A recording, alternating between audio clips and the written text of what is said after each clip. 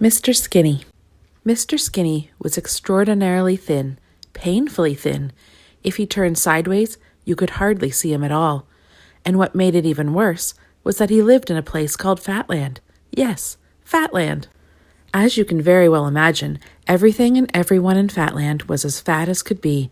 Not stout, fat. Fatland dogs were extremely fat. And you should see a Fatland elephant. Whew! And there, in the middle of all this fatness, lived Mr. Skinny, in the thinnest house you've ever seen. Poor Mr. Skinny. He didn't like being so different from everything and everybody, but there wasn't very much he could do about it. You see, he hardly had any appetite at all. A Mr. Skinny meal was a very meager affair. Do you know what he had for breakfast? 1 cornflake. And for lunch, 1 baked bean. And for his snack? Nothing. And for supper, the world's smallest sausage. And after that, he felt so full he went straight to bed, in his long thin bed, in his long thin bedroom, in his long thin house, in Fatland. Oh, I do so wish I could do something about my appetite, he sighed to himself, just before he went to sleep. I think, he thought, that I had better go and see the doctor about it. And he went to sleep. The following morning was lovely. A large fat sun shone down on the fat green trees and the fat yellow flowers, and through them walked Mr. Skinny on his way to see the doctor. Dr. Plump. Come in, he wheezed as Mr. Skinny knocked at his door. Sit down, he wheezed as Mr. Skinny entered. And what, he wheezed, putting his plump fingers together, seems to be the trouble?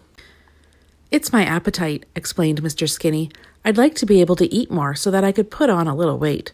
Yes, you are rather, how shall I put it, thin, wheezed the doctor, looking at him over his glasses. I know, he continued. Let's start the treatment right now. He licked his lips. This very moment, he added. And he opened a drawer in his desk and took out an enormous cream cake. He put it on the desk in front of him. And he opened another drawer and took out 6 donuts and put them on the desk in front of him. And he opened another drawer and took out 12 raisin buns and put them on the desk in front of him. Mid-morning snack, he explained. But it's only 10 o'clock, said Mr. Skinny. Who's counting? Wheezed Dr. Plump.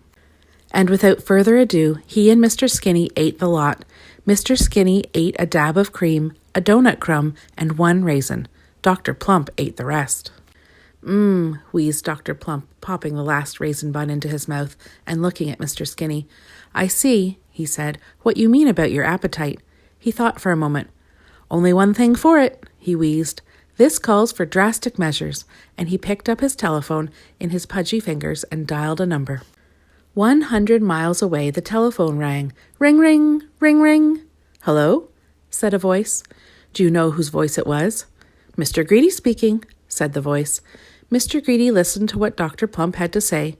You'd like a Mr. Skinny to come to visit? He said. To build up his appetite?